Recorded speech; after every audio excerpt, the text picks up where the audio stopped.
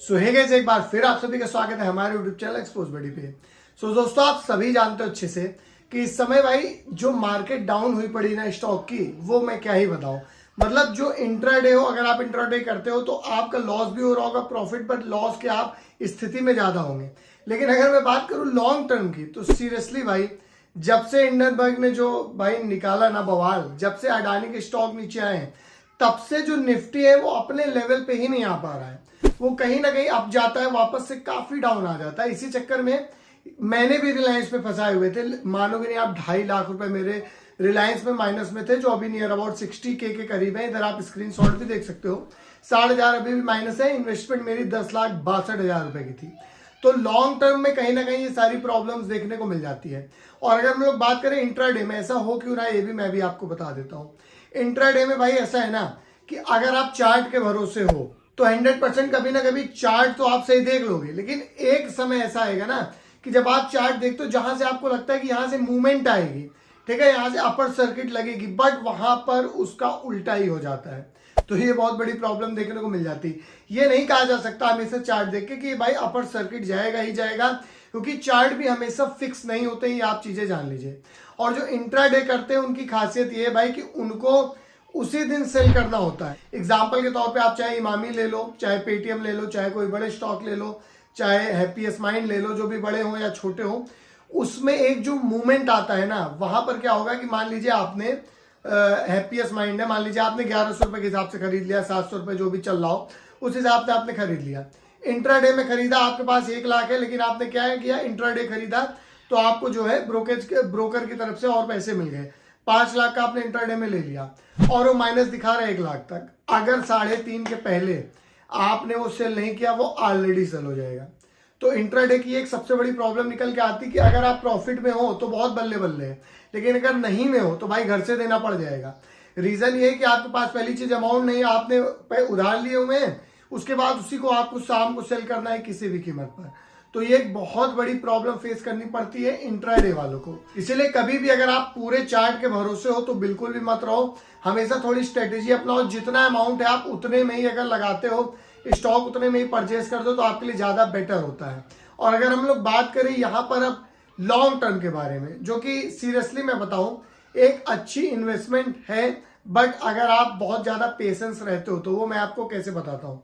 ठीक है, long term में प्रॉब्लम क्या आती है कि आपका पूरा अमाउंट फंसा रह जाता है। लॉन्ग टर्म की या तो स्ट्रेटेजी आप ये यूज करो कि आप सिंपली से 10 लाख रुपए है तो जो 3-4 लाख रुपए जिसका आपको लगता है कि अभी यूज मुझे नहीं पड़ेगा, कुछ इमरजेंसी आ गई मुझे तो भी यूज नहीं पड़ेगा, 6 महीने साल भर में भूल जाऊं, तो उसको आप एज ए लॉन्ग टर्म लगा सकते हो। वो भी ब्लू चिप पे लगाना ज्यादा बेटर है।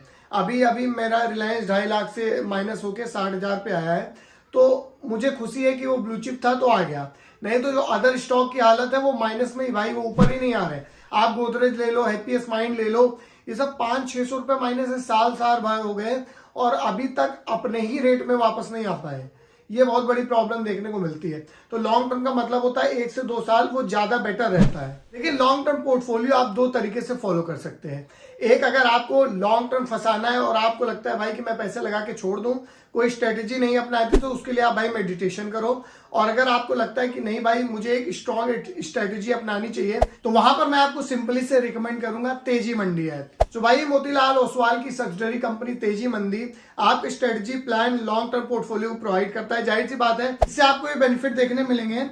लॉन्ग टर्म पोर्टफोलियो में अगर आप स्ट्रेटेजी अपनाना चाहते हो तो मेरे ख्याल से तेजी मंडी आपके लिए बेस्ट रहेगा। इनकी स्ट्रेटेजी की बात करो तो यहाँ पर आप जान लीजिए, फ्लैगशिप पोर्टफोलियो के लिए जिसमें 15 से 20 स्टॉक होते हैं, इसके लिए यहाँ पर निफ्टी 500 के लॉन्ग टर्म विनर्स और शॉर्ट टर्म टेक्निकल बेस का यूज करते हैं, जिससे आपको कोई भी प्रॉब्लम नहीं होती है। देखिए, ऐसा इसलिए भी किया जाता है ताकि जो फ्लैगशिप के सब्सक्राइबर को 12 से 18 महीनों का कंपाउंड होने वाले स्टॉक और 3 से 6 महीने की मार्केट की सिचुएशन से फायदा उठाने वाले स्टॉक दोनों का प्रॉफिट मिल सके। और यही नहीं, इनके दूसरे पोर्टफोलियो मल्टीप्लायर के लिए भी एक अलग स्ट्रेटेजी है, जैसे रीजन मल्टीप्लायर। यह एक लॉन्ग टर्म का ऐसा पोर्टफोलियो है जो मल्टीबैगर्स स्टॉक में इंटरेस्ट रखने वाले इन्वेस्टर्स के लिए एक स्पेशली तैयार किया गया है। देखिए, मल्टीप्लायर पोर्टफोलियो में भी 15 से 20 फंडामेंटल स्ट्रॉन्ग स्टॉक्स होते हैं।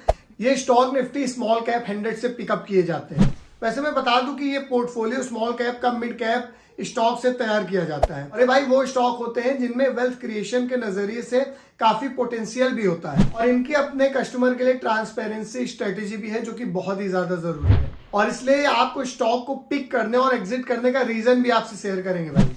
और आपको वीकली ये भी बताते रहेंगे कि आपने जो पोर्टफोलियो में स्टॉक पिक किए हैं कि वो किस दिशा में जा रहे हैं, क्या वो अपर सर्किट जा रहे हैं या लोअर सर्किट जा रहे हैं, वो ये भी यहाँ पर बताते रहेंगे। और सिर्फ 99 रुपए में शुरू होने वाली आपकी मंथली फीस में और भी सर्विसेज आपको प्रोवाइड करते हैं। तेजी मंडी की फ्लैट फ्री सर्विसेज जानने के लिए डिस्क्रिप्शन बॉक्स में मैंने लिंक दिया हुआ है, वहां पर जाके सिंपली से और अधिक जानकारी आप लोग ले सकते हैं। So check description now. और हाँ, अगर भाई पसंद आएगा तो मुझे वापस आके थैंक यू कमेंट बॉक्स में बोलना बिल्कुल भी मत भूलिएगा। So check description now. तो एक ये भी स्ट्रेटेजी है लॉन्ग टर्म के लिए, आप इसके थ्रू भी लॉन्ग टर्म इन्वेस्टमेंट कर सकते हो, जहां पर आपको स्ट्रेटेजी का यूज करना है, ना कि आपको पेशेंस लेवल बढ़ाना है। ठीक है, तो ये आपके लिए ज्यादा बेटर रहता है।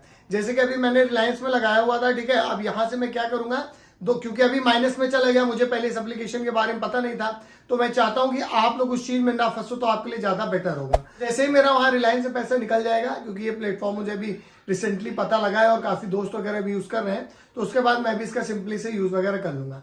सो भाई आप पर डिपेंड करता है कि आप लॉन्ग टर्म जाना चाहते हो या आप इंट्राडे जाना चाहते हो। इंट्राडे में लिटरली बहुत रिस्क है, आपके घर पे आ जाएगी, तो वो आप लोग छोड़ ही दो। बाकी लॉन्ग टर्म मेरे ख्याल से आपके लिए ज्यादा बेटर भी होगा, जहां पर आप इन्वेस्ट करके सिंपली से अपना प्रॉफिट या लॉस तो बुक तो नहीं करोगे। अगर लॉस आपको होता है, प्रॉफिट तो जाहिर बात से बुक करते हो। अगर कोई लॉस होता है उसको बुक आपको नहीं करना है, आप केवल देख रहे हो आंख से कि हाँ भाई ये धीरे धीरे जो है सही हो रहा है। बट इंट्राडे में क्या है, सेम डे आपको अगर लॉस भी होता है तो बुक ही करना पड़ता है। तो भाई ऐसे ही जबरदस्त वीडियो के लिए चैनल को सब्सक्राइब करना बिल्कुल भी मत भूलिएगा।